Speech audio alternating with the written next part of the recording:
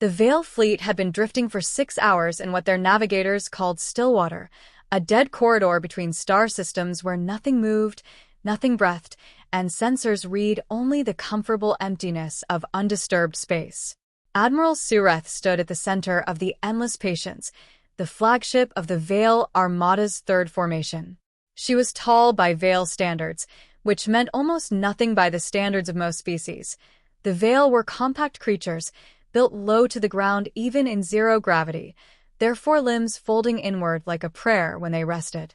Their skin shifted color with their emotional state, a biological honesty that made them exceptional diplomats and terrible poker players. Right now, Soo-Reth's skin was a deep, settled blue, calm, professional, and at ease. She had no reason not to be. The Vael had not fought a war in 300 years. It wasn't because they lacked strength. This was not due to fear, but because they had learned, at great cost, across centuries of slow and painful civilizational growth, that war was simply inefficient. It consumed resources. It broke systems. It introduced variables that no model could fully predict. The Vael did not like variables. Their fleet was not built for combat. It was built for presence. The fleet consisted of 47 ships, each shaped like seeds or teardrops, depending on the viewer's perspective. No sharp angles. No exposed weapon ports. Their design philosophy was simple. A thing that does not appear threatening will not be threatened. It had worked for 300 years. Sub-Navigator Penn floated to Soo-Reth's right, his skin cycling through a nervous pale yellow that he clearly couldn't suppress. He was young. His inconsistency in color control, exacerbated by his youth, left him visibly embarrassed. "Admiral," he said quietly, "the long-range passive array is picking up a mass distortion." "What kind?" Large. "Very large." He paused. "Moving." Soo-Reth kept her skin blue, through pure discipline. "Direction? Toward us. But slowly. Not an intercept vector. More like," he tilted his head, "it resembles an entity that is aware of our presence and anticipates our arrival." That was an unusual thing to say. Soo-Reth looked at him. His yellow had deepened. She turned to the senior sensor officer, Dalvos, a veteran whose skin had long since learned to stay neutral gray regardless of what she felt inside. "Confirm," Soo-Reth said. Dalvos confirmed it. And then she added something that she had never said in 32 years of service. "Admiral, I don't have a classification for what I'm reading." The Vael classification system for spacecraft was comprehensive. It had been built over centuries of contact with 41 species, cataloging everything from single-pilot scout runners to the enormous city ships of the Doric Collective. The system looked at 11 main factors: weight, type of engine, metal used, energy produced, heat spread, shape, electromagnetic signals, estimated crew size, battle strategy, cultural background, and what the Vael called the intention shape, a combined analysis that could predict with about 84% accuracy what a ship was designed to do before it actually did anything. Dalvos had run all 11 variables. The object approaching them returned clean data on 10 of them. Mass. Enormous. Propulsion. Confirmed drive signature. Slow burn. Deliberate. Alloy composition. Iron-carbon composite with trace exotic materials, consistent with known industrial manufacturing. Energy output. High, but stable. Heat distribution. Asymmetric. Geometric profile. Irregular, non-uniform, unlike any recorded design language. Electromagnetic footprint. Enormous but controlled. Crew size inference. In the thousands. Tactical orientation index. Maximum. It was the intended shape that broke the model. The system ran it 3 times. Each time it returned the same result, which was not a classification but an error state the system used only when inputs were logically contradictory. Intent. Contradictory. Subject appears built for destruction and inhabited. Reconciliation failure. Dalvos stared at this output for a long moment. Then she called the Admiral over and showed her the screen without saying a word. Soo-Reth read it. Her blue skin held barely. At the edges of her jaw, where she had the least conscious control, a faint thread of yellow appeared. "Put it on visual," she said. "It's still at a distance. Resolution will be poor." Put it on visual. The main display shifted from data to image. What appeared was not sharp. It was a long-range composite, stitched together from multiple array sources, and it flickered at the edges with the uncertainty of distance. But even unclear, even partially resolved, even incomplete, the shape was wrong. It was not a design error. Wrong like a philosophy. The Vael was built smoothly. The Doric was built modularly, but symmetrically. The Resic built vertical, tall spires and layered decks. Even the most alien ships they had ever encountered followed some internal logic, some organizing principle that, once understood, made sense, but this ship looked like it had been built by something that did not care whether it made sense, as it lacked any recognizable structure or design that could be interpreted by the Vael's understanding of shipbuilding. The construction of this ship gave the impression of a lack of concern for its logical structure. It was enormous, longer than most Vael ships combined. But its surface was not clean. It was layered. Things jutted from it at angles that seemed almost accidental. Structures climbed over each other. Sections of different materials sat beside each other without transition, as if assembled over time by multiple hands with different ideas, none of them talking to each other. There were protrusions along the hull that Dalvas's system identified as weapons. Not one type, not a uniform battery, but many types, different sizes, and different orientations, some pointed outward, some at angles that suggested they could pivot, some clustered in groups, and some standing alone. And it was scarred, not damaged. Scarred.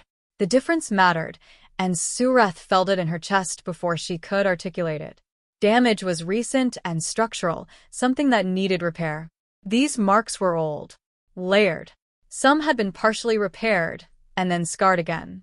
The ship wore its history on its hull the way old soldiers wore their injuries, not as wounds, but as a record. Sub-Navigator Pen had gone completely white. "What is that?" he whispered. No one answered him. It hailed them first. That was unexpected. The Vael had been preparing their diplomatic opening sequence, a careful, precisely worded transmission designed to establish non-hostile intent, request identification, and propose a communication framework. They had a 40-step protocol for first contact with unknown vessels. Soo-Reth had been mentally running through steps 1 through 7 when the communication array lit up. The signal was not subtle. It broadcast on 17 frequencies simultaneously, as if the sender was not sure which ones the Vael used and had decided to simply cover everything. The voice that came through was clear. A single voice, unhurried, speaking in galactic common, the shared trade language that had been in use for 200 years across known space. Vael Fleet. This is the UWSV Unconditional. We have been aware of your position for the past 11 hours. We are not on an intercept course. We are in transit. You are in our lane. A pause. We don't mind. We simply wanted to let you know that we are aware of your presence. Soo-Reth looked at Dalvas. Dalvas looked at the mass reading. The thing was still coming, slow and steady, on a path that would bring it within close visual range before it passed. Communication Officer Yale, her skin a practiced diplomat's neutral, opened the response channel. Unconditional, Soo-Reth said. This is Admiral Soo-Reth of the Vael 3rd Formation. We acknowledge your transit. We request identification, species, vessel classification, and point of origin. The response came quickly. Human vessel.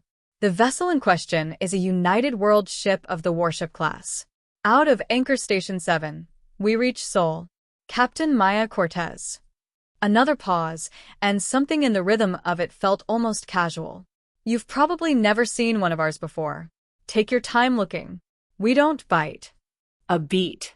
The ship doesn't anyway. Soo-Reth processed this. Human. She knew the word.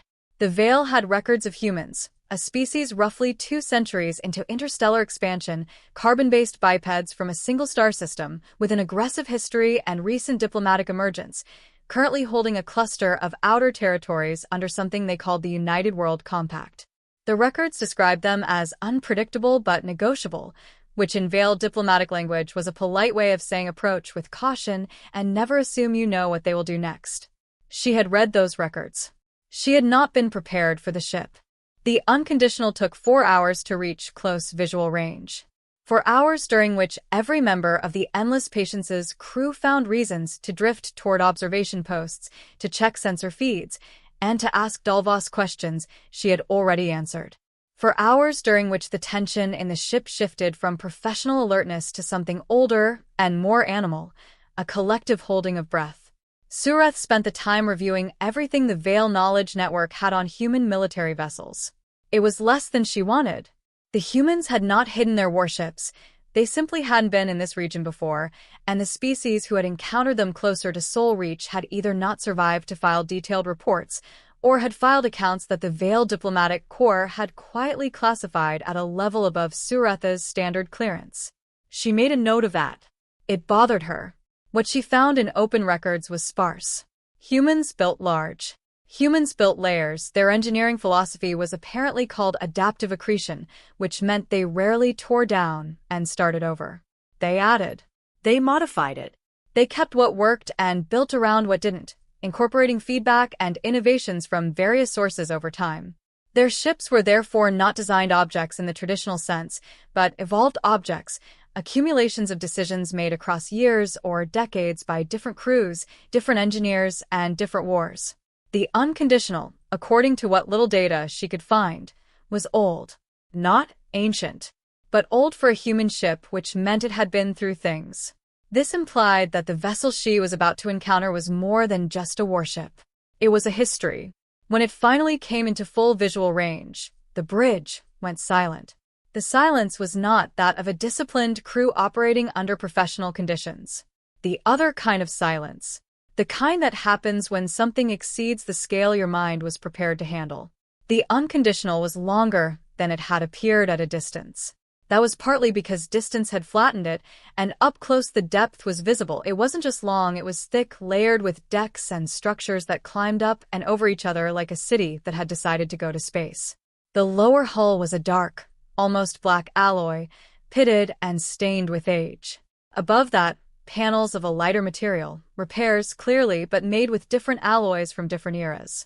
Above that, weapon platforms in clusters, some retracted, some extended, and some locked in positions that looked mid-pivot, as if caught in the middle of a thought. The front of the ship, what Soo-Reth assumed was the bow, was armored so heavily it looked almost geological.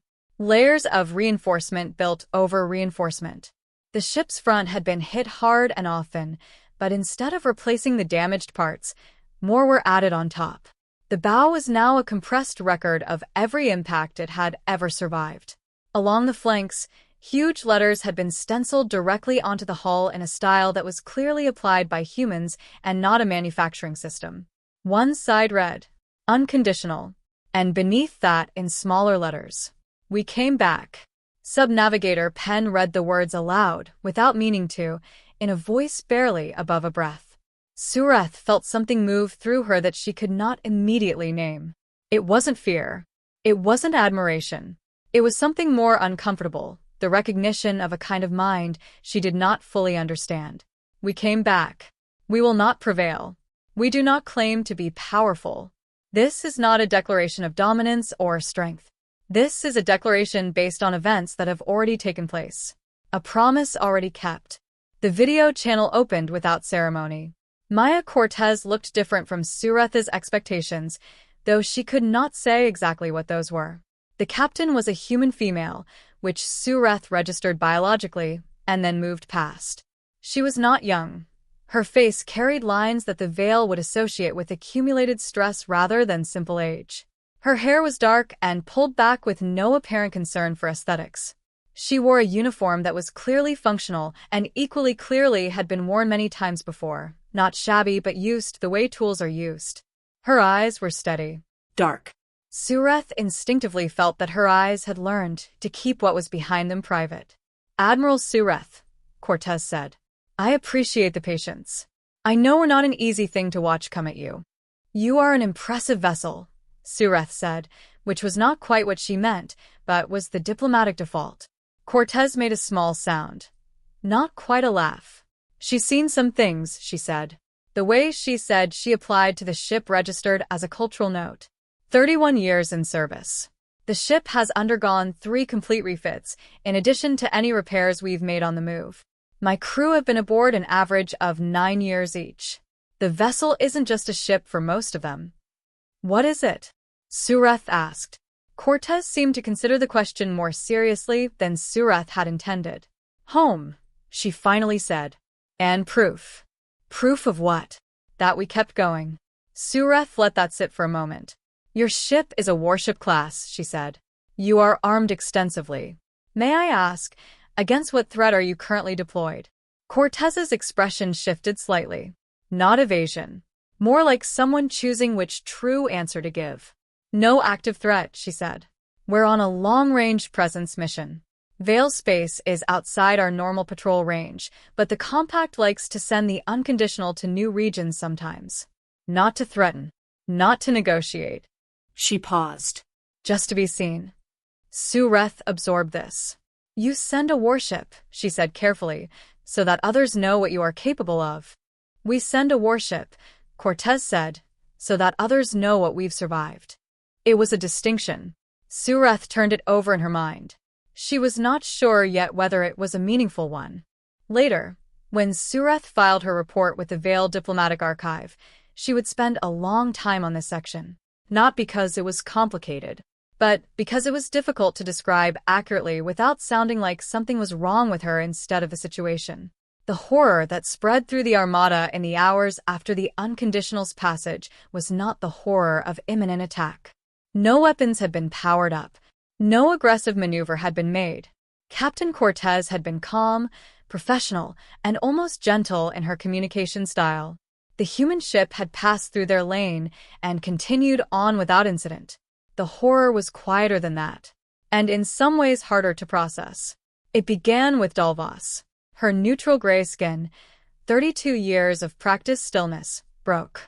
Not too yellow. It didn't break to the pallid white of fear. It broke the color. Soo-Reth had not seen an adult Vael in years. Dark, deep red. The color of grief.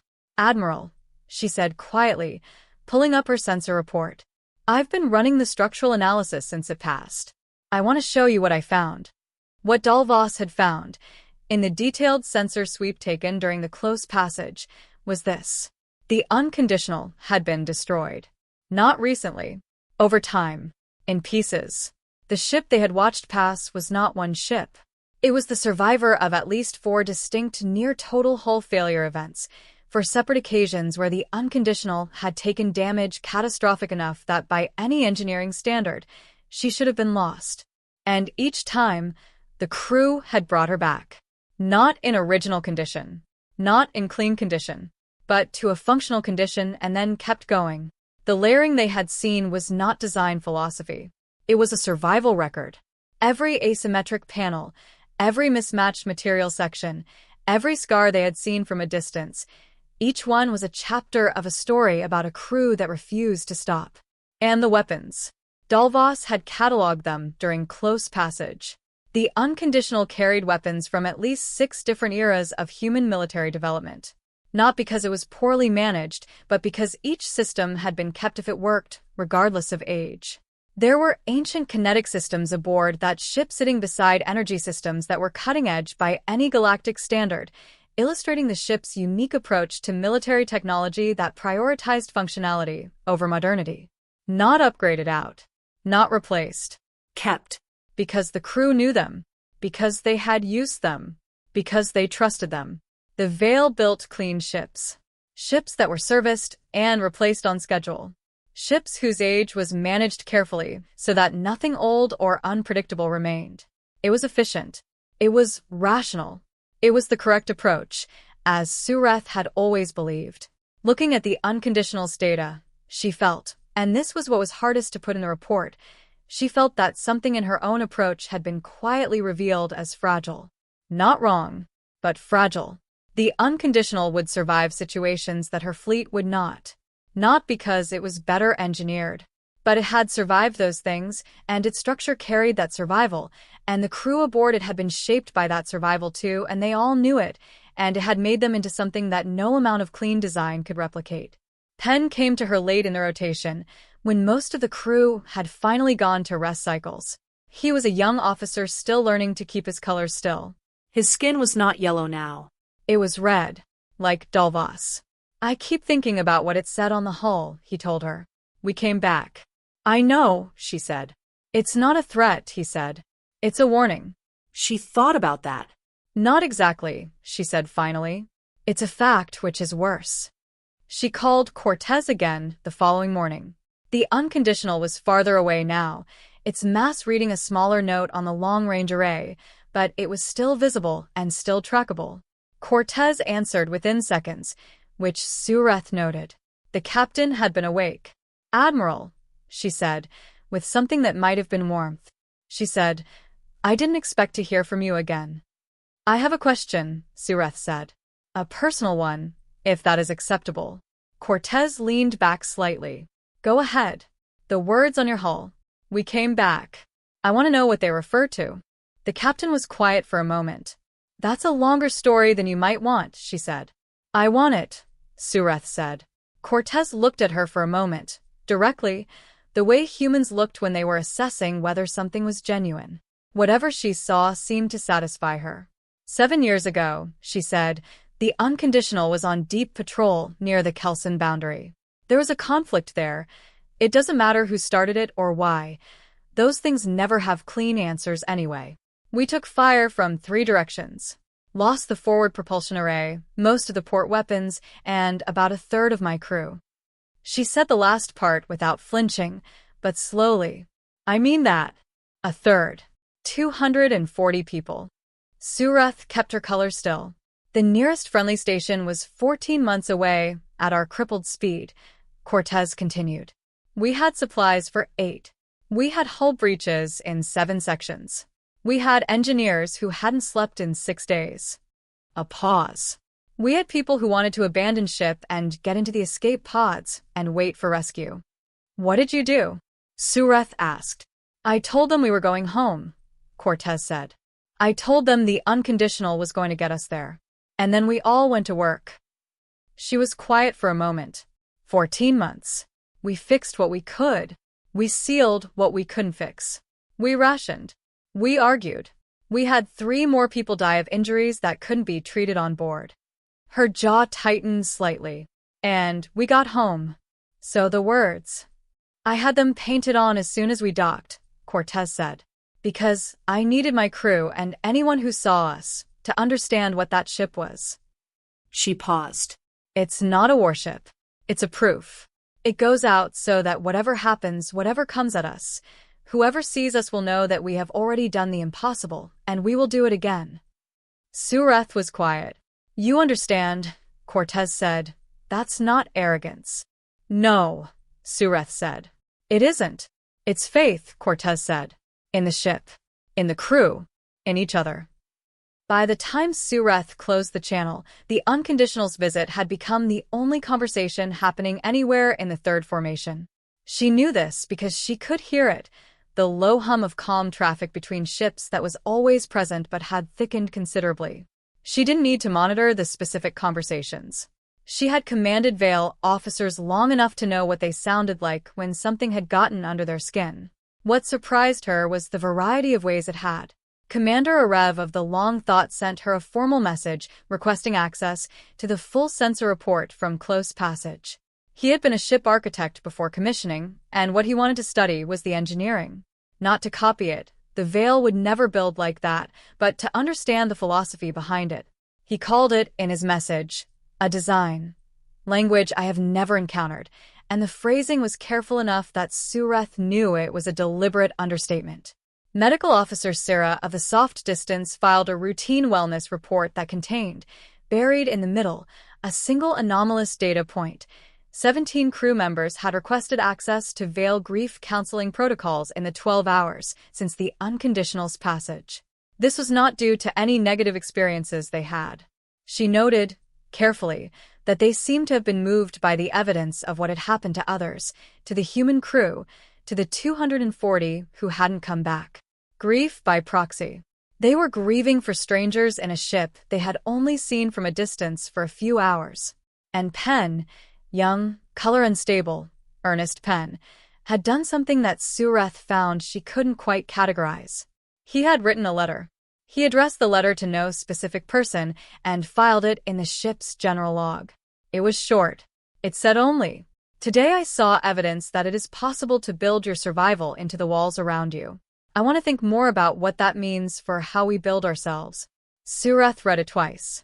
Then she promoted him one grade and wrote in his file that he demonstrates the capacity for important questions. What the unconditional's presence had done to the third formation was not what the Vael word for horror usually described. The Vael word, Thrensova, carried specific meaning. It was not fright. It was not terror. It was a feeling that arose when something revealed a gap between what you believed the world to be and what it actually was. Thrensova was the horror of a corrected assumption.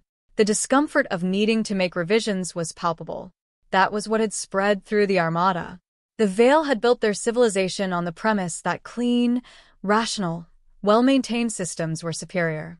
The Vael believed that the efficient approach was the wise approach, that the best way to ensure survival was to minimize the variables, to keep ships well-serviced, to replace the old with the new, and to ensure that nothing unpredictable remained in your structure. The unconditional had not argued with any of that. It had simply existed in close visual range for a few hours and let the data speak. And the data said, there is another kind of surviving.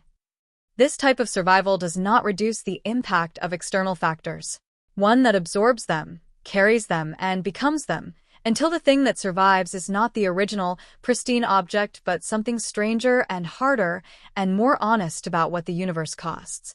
A kind of durability that could not be designed was present, only lived. Soo-Reth wrote the executive summary of her report by hand, the Vael equivalent of that being a direct neural notation, personal and unfiltered. She wrote, "The human vessel caused no incident. No weapons deployed. No aggressive communication. There was no breach of space or protocol. And yet every senior officer I have spoken with in the 24 hours since has described some version of the same experience, a reorganization. It was a quiet, uncomfortable, and necessary reorganization of what they considered to be settled. I do not believe the humans intended this. I do not believe Captain Cortez hailed us with any purpose beyond courtesy. I do not believe the words on the hull were aimed at us. That is precisely what made them so effective. A species that builds its grief into its hull and calls it proof. The crew incorporates their loss into the design of their sleeping, eating, and working spaces. A ship that is not a machine but I find I do not have an adequate Vael word. The closest is perhaps surviving argument. This is a compelling argument that explains why the universe has not yet triumphed over itself. I am recommending to the Diplomatic Council that we initiate formal cultural exchange with the Human Compact. Not because they are powerful, though they are. Not because they are dangerous, though they may be. But because I believe we may have something to learn from a people who grieve by staying. They express their grief by returning to their roots and building what they lost into the thing that keeps going. Sub-Navigator Penn is now a commander. He had his ship, a mid-size Vael diplomatic courier called the Stillwater, which he had renamed upon commissioning, in a break from Vael tradition that had raised bureaucratic eyebrows and which he had declined to justify in formal terms. He had renamed it We Came Back. The Vael Naming Council had objected. He had pointed out, politely, that the phrase was in Galactic Common and not Vael, and therefore technically fell under diplomatic language conventions rather than vessel naming protocols, and the Council had spent 6 weeks on whether that was a valid argument before quietly approving it rather than dealing with the paperwork. The We Came Back was 3 years into service when it received orders to escort a human diplomatic mission through Vael space. Standard assignment. No drama anticipated. Penn was on the bridge when the human shuttle docked. The diplomat who stepped through the airlock was a young woman, new to the diplomatic corps, who introduced herself with the slightly too formal energy of someone trying diligently to project confidence she was still building.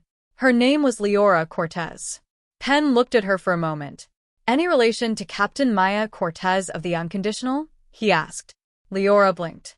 "She's my mother." Penn was quiet for a moment. His skin, well-controlled now, mostly, shifted briefly to a warm amber that Vael, who knew him, recognized as something close to awe. "I saw your mother's ship once," he said. "When I was young, Leora smiled slightly. She gets that a lot. I want you to understand, Penn said carefully, that what I mean is, your mother's ship changed something in me. And in my admiral. Your mother's ship instilled in a great many people in my fleet a perspective on survival that they had never considered before. Leora was quiet now. It's just a ship, she said softly. The way she said it was not dismissive. It was the way people said things they'd been told so many times they'd had to find their own relationship with them. No, Penn said. It really isn't. She looked at him for a moment. With her mother's eyes, he thought, that same quality of careful private attention. No, she agreed. I suppose it isn't. That night, in his personal log, Penn wrote the second entry in a practice he had kept since that day 9 years ago in the still water between stars. I met Captain Cortez's daughter today. She carries the same quality her mother has, a quality I've spent 9 years trying to articulate and still find I can only approach from the sides. I've been thinking about why the unconditional affected us so deeply. I think I understand it better now than I did then. The Vael method is to separate the past from the present. Repair means restoration. Old damage is corrected, made invisible, and resolved. We return things to their original condition because we believe the original condition represents the design intention, the ideal state. The humans don't do this. Or, at least, the unconditional doesn't. The damage remains, not because they can't fix it, but because they've decided the record matters. It is believed that the history a thing has endured is an integral part of its essence. Erasing this history would amount to a form of deception. There is a Vael philosophical tradition, very old, not widely practiced now, called Verithol, roughly translated, the truth of scars. The idea is that a thing's damage, if it survives, is not a flaw but rather a record of what the universe asked of it and what it answered. I think the humans have been practicing Verithol without knowing the word for it. I think they practice it in their ships and in their bodies and in the way they tell stories, because human stories, I have noticed, almost never end when things get better. They end when things have endured and the person is still standing and changing. That is what we came back means. We were unharmed. We were always brave, not. We are stronger than whatever hurt us. Only we were here. It happened. And then we were here again. There is more courage in that sentence than in anything I have ever heard said at full volume. Leora Cortez stood at the bow window of the We Came Back on the third day of her transit, watching Vael's space drift past, these long, quiet star corridors that felt very different from human space. Slower.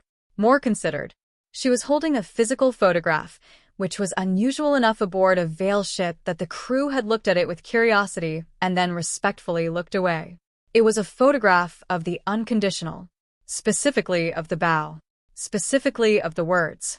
Her mother had given it to her before her first assignment, tucked into her uniform kit with a note that said only, "In case you forget what we are."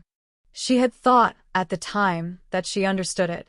She was less sure now. Commander Penn found her there, which she suspected was not entirely accidental. "May I?" he asked, indicating the photograph. She showed it to him. He looked at it for a long time. "When I was young," he said, "and I first saw this, I thought the horror I felt was about the ship, about the weapons, about the size." He paused. "I was wrong. What was it about?" "About what the ship meant," he said. "About the implication that some things in this universe can damage you so badly that you might not come back. And about the fact that your people," he paused, finding the words, "your people look at that possibility, and they don't build walls against it. They build through it." Leora looked at the photograph. "My mother says the ship is just a tool," she said. "What do you say?" She was quiet for a long moment. "I say the ship is a choice," she said finally. "Every time you could strip it back and start clean and you choose not to, that's a choice. Every scar you keep is a decision that the record matters more than the appearance." She looked at the photograph. "My mother made that choice 1,000 times, and the people before her made it. The same was true for those who came before her." "And you?" Penn asked. Leora Cortez looked out at Vael's space, clean, quiet, efficient, and well-maintained, and then down at the photograph of the most honest ship she had ever known. I'm still learning what I choose, she said. And Pen, whose ship bore a name that had scandalized a naming committee, whose skin had gone red with grief on a day 9 years ago when he had first understood what survival truly cost, whose entire career had been quietly shaped by 4 words painted on alien steel. Pen smiled. That, he said, is the beginning of wisdom. Yendi,